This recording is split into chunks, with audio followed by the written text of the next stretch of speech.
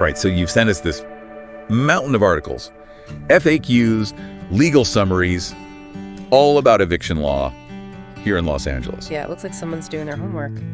Well, it's a smart move, isn't it? I mean, Absolutely. LA's rental market, it's... Can be a bit of a Wild West out there. Exactly. Yeah. So whether you're a tenant or a landlord, we've sifted through all this material to bring you the need-to-know info, the stuff that could actually save your bacon. The golden nuggets. Yeah, golden nuggets. So, one thing that really jumped out at us, just reading through all these sources, was the emphasis on getting legal advice early on, like right away. Really? Oh, yeah. In fact, one study we saw mentioned that tenants who talk to a lawyer within like the first 48 hours of getting an eviction notice. Oh, wow. There's something like 30% more likely to actually avoid eviction altogether. 30%. Yeah. That's huge. That's a big incentive to get a lawyer right away. Yeah. I mean, I guess it makes sense, though, right? Eviction laws, it's kind of a beast. Oh, it's a maze. It's a maze with a lot of... It is a maze. Twists and turns. Yeah, tripwires. Exactly. Wow. And there are a lot of like time-sensitive things. You got to hit deadlines. Yeah. You got to dot your I's, cross your T's. So it's kind of like calling the doctor at the first sign of like a weird symptom. Yes, exactly. You don't want to wait until things get really bad. Better safe than sorry. Absolutely. Okay. So legal counsel. That's like our first golden nugget. It's essential. Essential. Okay. What else? Well, another thing that stood out to us is that California law actually gives tenants a lot of protection. Really? I always thought like the law was kind of on the side of the landlords in these situations. Not necessarily. California actually has some of the strongest tenant protection laws in the entire country. Huh. Interesting. So, for example, let's start with rent control. Okay. This is a big one, especially here in LA. Rent control. Yeah, that's like that magical shield that protects you from like... Yeah. It's more like a safety net, I'd say. Okay. It's not perfect. Yeah. But basically, these rent control ordinances, what they do is they limit how much a landlord can raise the rent each year. Okay.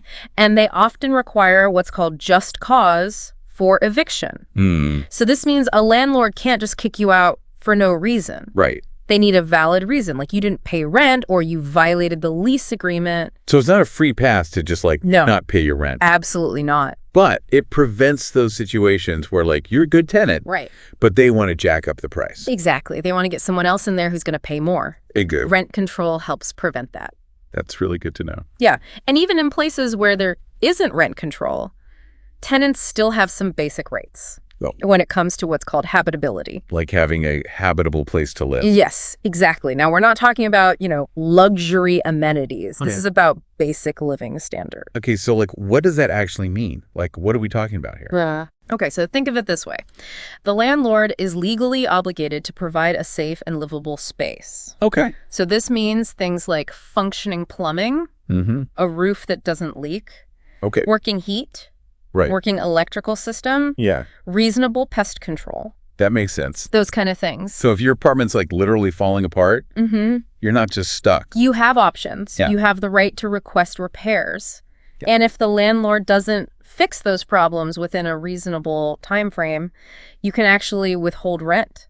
Really? Or even break the lease without penalty in some cases. Wow, I had no idea. Yeah, it's important to know your rights. Okay, so that's habitability. Another golden nugget. It is. All right. What else? All right, so this one's a little bit intimidating. It's called retaliatory eviction.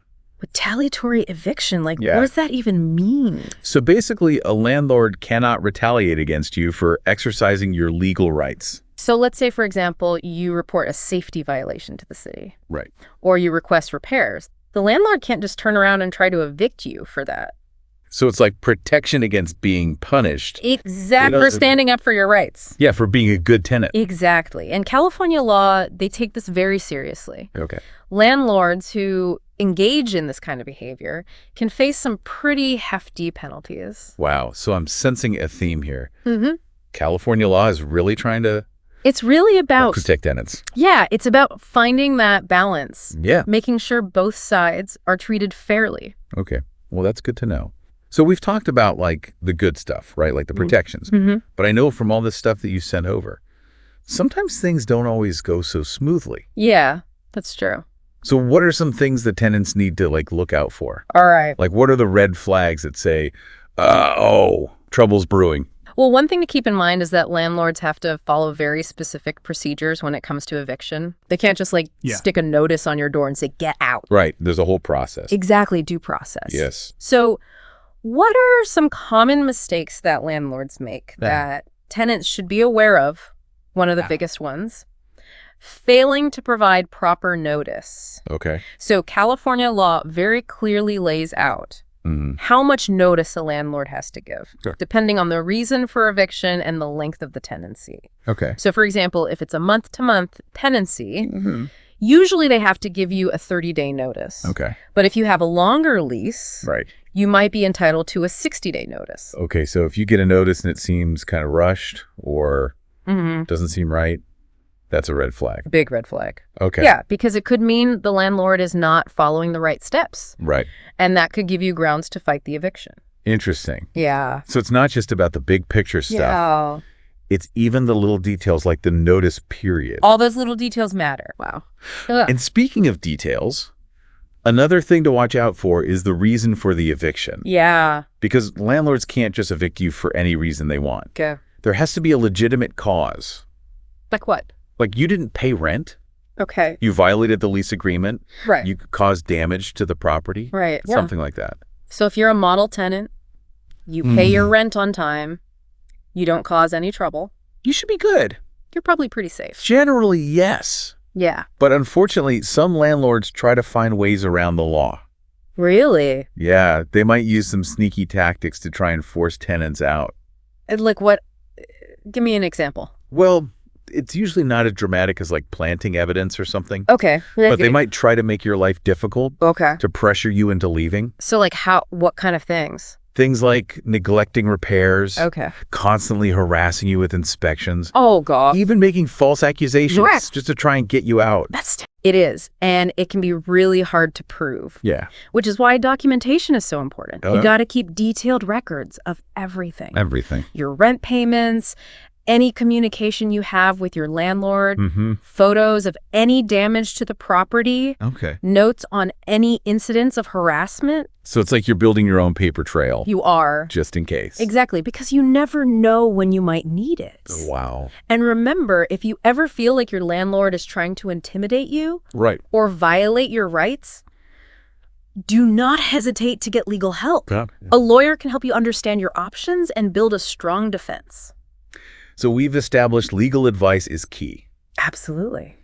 And tenants actually have quite a bit of legal backing here in California, which is good news. It is. But it's also important to remember that eviction law... It's always changing. Yeah. It's not set in stone. No new laws are being passed all the time. Right. Court rulings are constantly shaping how these laws are interpreted and applied. Like that Assembly Bill 2347. Yes. We saw that mentioned in a few of the articles you sent over. That one's a big one. That one's supposed to really shake things up, right? It does. It went into effect in 2025. Okay, so that's perfect timing then. Because we're just about out of time for this segment. All right. Don't worry, listeners. We'll be diving into the nitty-gritty of AB 2347 in Part 2. That's right. Coming up after a quick break. We'll be right back. All right, so we're back. And before the break, we were just starting to talk about this new law, AB 2347. This is kind of a... Yeah, this AB 2347. Big deal. It sounds like a pretty big deal for tenants. It is. It really is. One of the biggest changes is how it affects the grounds for eviction. Okay. So before this law, landlords had a little bit more leeway in terms of why they could evict someone. Oh, okay. Now they have to show what's called just cause. Just a cause. Meaning they have to have a valid reason that's specifically listed in the law. So no more evicting someone because you just don't like the way they dress or... Right, exactly. It has to be... Or their dog barks too much. Right. It has to be something that's actually a legitimate reason under the law. So it's more specific. Much more specific. Okay. Yeah. So AB 2347 really tightens up that definition of just cause. Okay. Makes it harder for landlords to just evict people for no good reason. So it's more protection for tenants. Absolutely. And another big change is that it extends those notice periods. Oh, yeah. We were talking about that before. Yeah, remember all those specific timelines? Yeah. Landlords have to follow when they're giving those eviction notices. Right. Well, AB 2347 generally makes those timelines longer. Okay. It gives tenants more time to respond. Okay. Maybe try to fix the problem before it goes to court. So it's more breathing room for tenants. Exactly. For example, in some cases, the notice period for not paying rent, it went from 3 days to 7 days. Wow. And for those longer leases, the notice period for no-fault evictions, Right. it increased from 60 days to 90 days in certain situations. That's a big difference.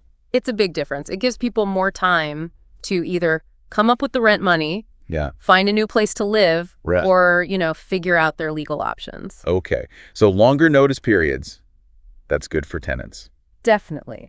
And on top of that, AB 2347 also expands who's eligible for relocation assistance. Relocation assistance. Oh, yeah. We were talking about that earlier. That's like financial help. Exactly. For tenants who are getting evicted through no fault of their own. Right. So before this law, relocation assistance was usually only required in those no-fault evictions, and it was mostly for rent-controlled units. Okay. Now the law expands that to cover some tenants in non-rent-controlled units as well. Oh, wow. Especially people who are elderly or disabled or have families with young children. So it's trying to help those people who are most vulnerable. Exactly. It's trying to prevent them from ending up on the streets without any kind of support. That's really important. It is. And AB 2347 also introduces some new defenses that tenants can use in eviction cases.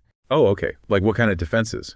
Well, for example, it strengthens those protections against retaliatory eviction. Right. Makes it a little bit easier for tenants to prove that their landlord is retaliating against them. Oh, okay. For, standing up for their rights. Well, it's giving tenants more tools to fight back against those unfair evictions. Exactly. It's really shifting the balance of power in favor of tenants, making it much harder for landlords to take advantage of them. So this AB 2347, it really is a big deal. It's a big deal, but I'm sure you can imagine. It's also caused a lot of confusion and uncertainty for both tenants and landlords. Yeah, I bet. Because it's all this new stuff. It's a lot to digest. Yeah, and new rules. Right, and everyone's trying to figure out. So how do people navigate all of this? Well, that's where having a lawyer comes in handy. Right. Because a lawyer who specializes in eviction law, they can really help you understand all the ins and outs of AB 2347. Okay. And make sure that you're following all the rules and protecting your rights. So whether you're a tenant who's facing eviction or a landlord who's just trying to understand all these new responsibilities, talking to a lawyer is a good idea. It's essential, I would say. Okay. So we've established that AB 2347 is a big deal. It changes a lot of things. It does. Gives tenants more power. But let's switch gears a little bit and talk about the actual eviction process itself. Okay.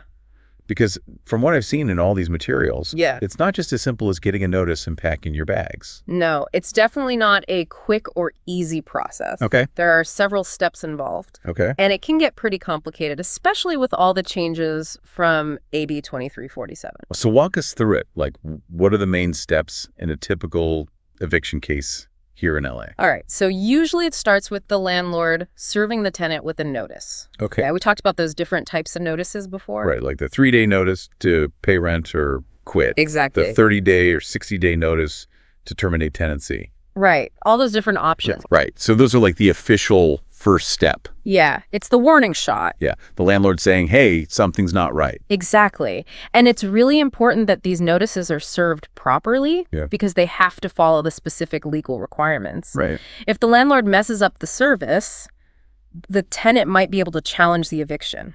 Oh, wow. Yeah. Okay. So let's say the tenant gets a notice and the problem isn't resolved within that time frame. What happens next? Well, then the landlord can file what's called an unlawful detainer lawsuit with the court. Unlawful detainer lawsuit. Well, that sounds serious. It is.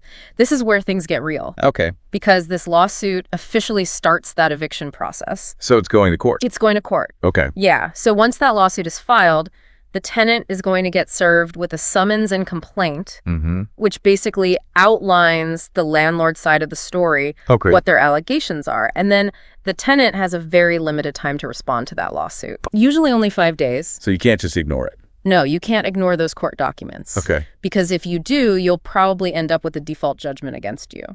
What does that mean? That means the landlord automatically wins. Oh, no. And you can be evicted without even having a chance to tell your side of the story. Wow. So responding to that lawsuit is super important. Absolutely. It's crucial. Okay. So what if the tenant thinks the eviction is unfair or that the landlord's doing something illegal What can they do? Well, that's where having a lawyer is so important, Right. because a lawyer can help the tenant understand those allegations, Mm-hmm. figure out if there are any defenses they can use, Okay. and then help them file the right response with the court. So it's like having someone on your side. Exactly. Someone who knows the law. Yeah. Who can help you fight back. Right. So what are some common defenses that tenants might use in these cases? Well, we've already talked about a few of them, like Yeah. improper notice, retaliatory eviction, habitability issues. Right. Those are some of the most common ones. And AB 2347 has made those defenses even stronger. Okay. So let's break those down a little bit. Like, how do those defenses actually work in real life? Okay, so let's start with improper notice. Remember all those specific rules about how much notice a landlord has to give? Yeah. And how they have to serve it properly. Exactly. So if the landlord didn't follow those rules perfectly, Mm-hmm. the tenant can use that as a defense. Oh, really? Yeah. So, like, if they were supposed to give a 60-day notice and they only gave a 30-day notice, Exactly. or if they just, like, taped the notice to the door instead of actually serving it properly? Mm-hmm. That could be enough to stop the eviction. Wow. So all those little details really matter. You really do. And then there's retaliatory eviction. Mhm. Now, this one can be a little bit tricky to prove Okay. because you have to show that the landlord's reason for evicting you Mhm. is because you stood up for your rights. Right. But AB 2347 has made it a little bit easier to do that. So, for example, if you can show that you reported a safety violation, Mm-hmm. and then shortly after that, the landlord tried to evict you, Right. that could be evidence of retaliation. Okay. So Yep. there needs to be a clear connection. Exactly, a clear timeline. Right. And the law now specifically says that certain things you do as a tenant, Mm-hmm. like requesting repairs or reporting code violations, Right. those are protected. You can't be retaliated against for doing those things. So that's good. Yeah. It's more protection for tenants. Absolutely. And then finally, there's habitability issues. Right. This is a defense that a lot of people don't even think about, Okay. but it can be really effective. Okay. Especially now with all the new rules about documentation that came with AB 2347. So if you can prove that the landlord isn't maintaining a safe and livable place, Exactly. you can use that to fight the eviction. You can. And the law now requires landlords to be much more proactive about fixing those problems. Okay. Tenants have more options for reporting those problems. And even withholding rent if the landlord doesn't fix them. So AB 2347 has really given tenants more power in those situations. It has. And remember, all these different defenses, Mm-hmm. you can often use them together. Oh, really? Yeah. So, for example, you might argue that you got improper notice. A&D, the landlord is retaliating against you, Okay. and the place is unlivable. So it's like a multi-pronged defense. Exactly. You're building a strong case. Yeah. And that's why having a lawyer is so important. Right. They can help you figure out which defenses are the strongest, Mm-hmm. gather all the evidence you need, Right. and then present your case effectively in court. Okay. So big takeaway here is if you're facing eviction, get a lawyer. Absolutely. It's Yeah. the best thing you can do to protect yourself. All right. So we're back for the final part of our eviction law deep dive. The grand finale. I don't know about you, but I'm feeling a lot more confident about this whole landlord-tenant stuff now. Good. That's what we want. Knowledge is power, right? Absolutely. Especially when it comes to something as important as your home. Exactly. Okay. Okay. So in the last part, we were talking about all the legal battles, the defenses tenants can use. Mm-hmm. But what about those situations where eviction seems kind of unavoidable? Yeah. Like, what if the landlord's selling the building Right. or they want to move in themselves? Okay. So even in those situations, California law still offers some protection for tenants. Really? Yeah, especially with all the changes from AB 2347. So even if a landlord has a good reason, like selling the property, Mm-hmm. they can't just kick everyone out without considering the tenants. Right. There are still rules they have to follow. Okay. So what happens in those situations? Well, let's say the landlord wants to sell the building. Okay. They might offer tenants what's called a cash for keys deal. Cash for keys, like they pay you to leave? Exactly. It's basically an incentive to move out voluntarily. Okay, so it's a way to avoid that whole eviction court battle. Exactly. It can be a win-win for both sides. But I imagine there's some things tenants should watch out for with these deals. Absolutely. First of all, make sure you understand all the terms. Yeah. And get everything in writing. Right.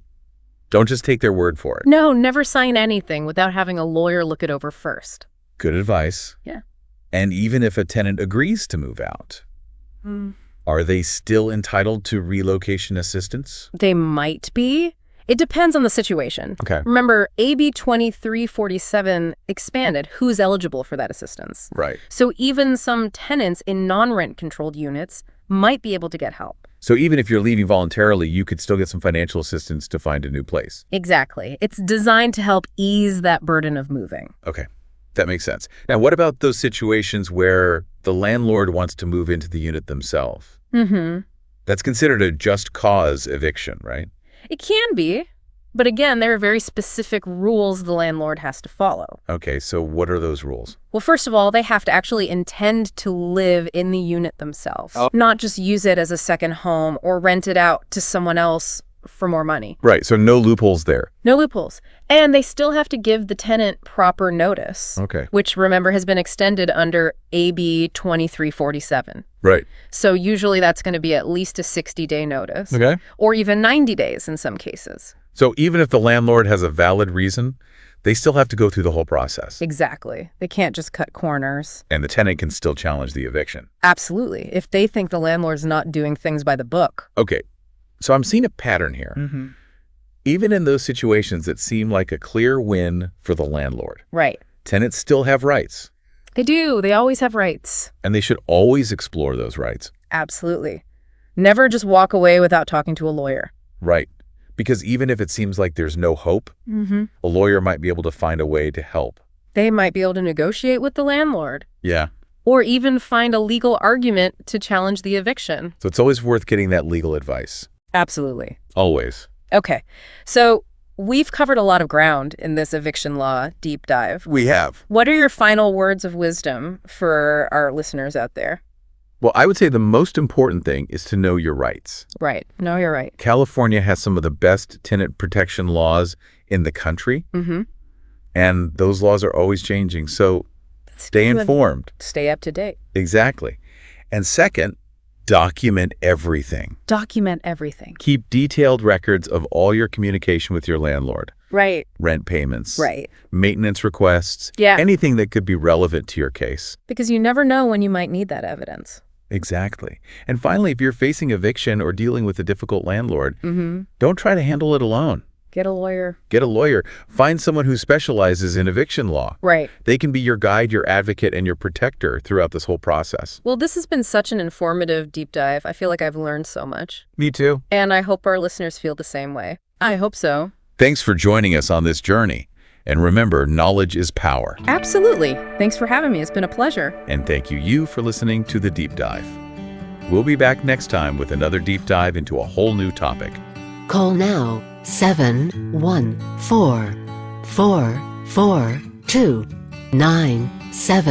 714-442-9741. Thank you.